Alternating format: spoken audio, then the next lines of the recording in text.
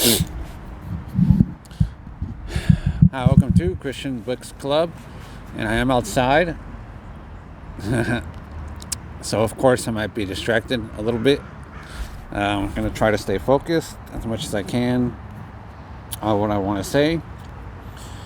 So hopefully I'm outside, so hopefully nobody distracts me, or hopefully nobody ends up, I don't know, we'll see.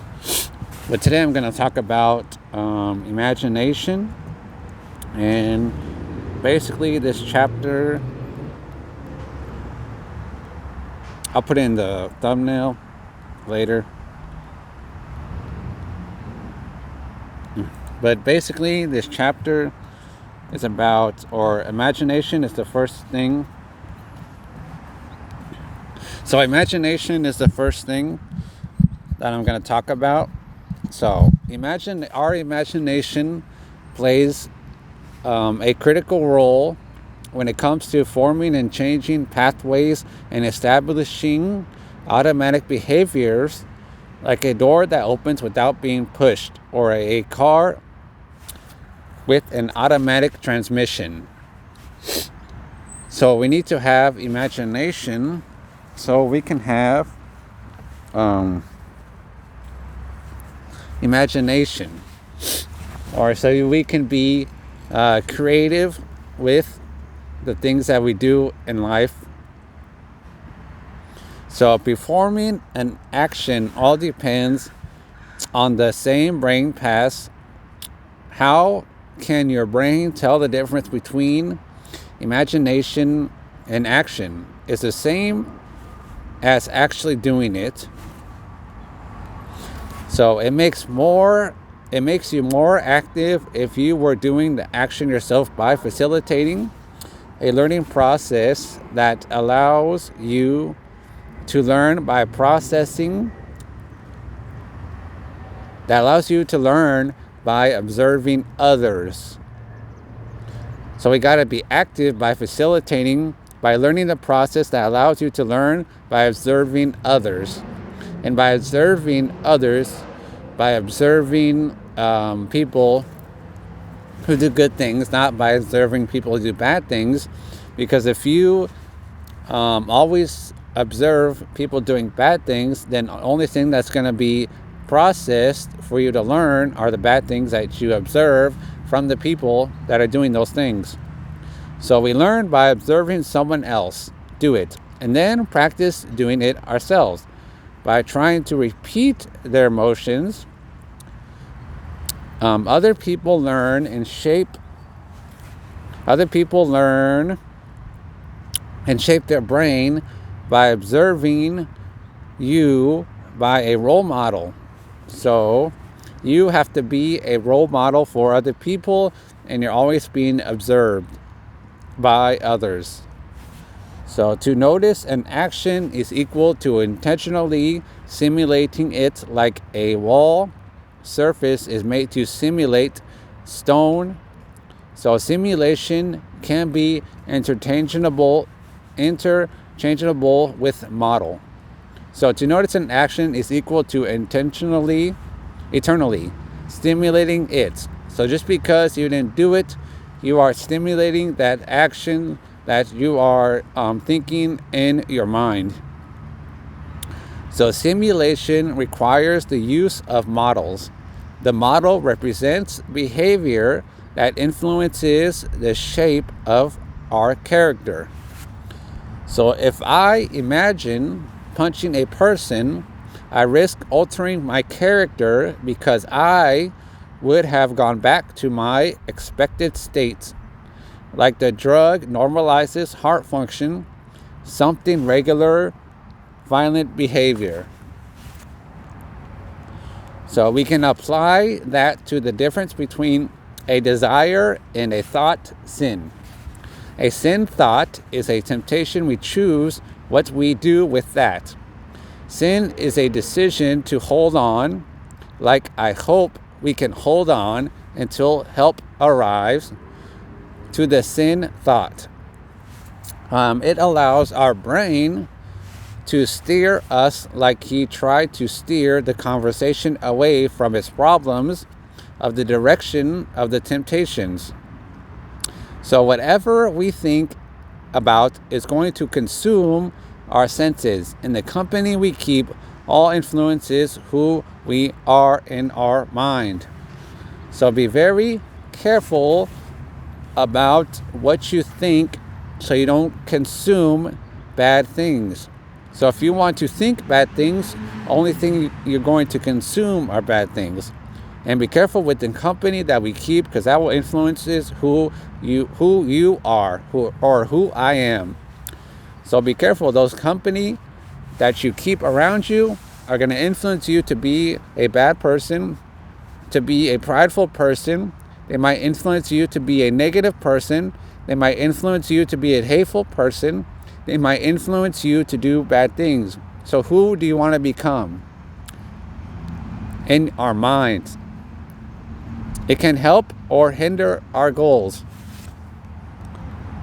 So practicing an action in your imagination can improve performance, just like practicing it for real. We need to always be physically and mentally practicing to improve performance.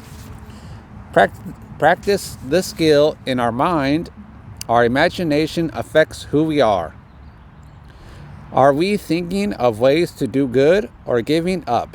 Worst case, or revenge or forgiveness? So are we thinking of ways to do good, revenge or forgiveness? We are creating automatic behaviors and habits in our imagination as easily as you do through behavioral actions. So practice makes automatic, not perfect. So what happens if we practice in the wrong manner?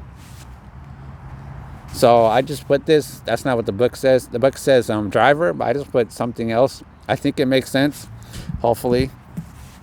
So novice rappers can imagine performing the rap, but an actual one, it would be poor results. But intermediate rappers can properly rap in a connected and effective way on a subconscious level and perform both real and not real rap fast and accurately. So we must imagine correctly. We must imagine correctively if we want to perform correctively. That requires our mind to draw upon experience. So if we can't draw upon experience, our mind is going to be in the bad places. Or what if your mind is influenced by bad behaviors? Then what kind of experiences are you going to draw upon? If we are a novice at learning how to rap, we have to take time to learn and practice how to rap. Once we gain experience, we can think how we would do performing it gradually into who we are. So the power of perception. Seeing without doing is not enough to achieve excellence. What people see depends upon what they know. Experience relates to our perception. Both the way we think in our mind is linked to what we are with the actions that we are associated to performing, or accustomed to, not associated, that we are accustomed to performing. So head knowledge is not a way to train your perception. It requires performance. What we imagine is who we are and affects what we do in the future. So moral development, we have to go beyond just observing a church. We have to take action and get involved. So should we tell kids to do right or give them opportunities to practice doing right? So should we tell kids to do right or give them the opportunity to practice to do right?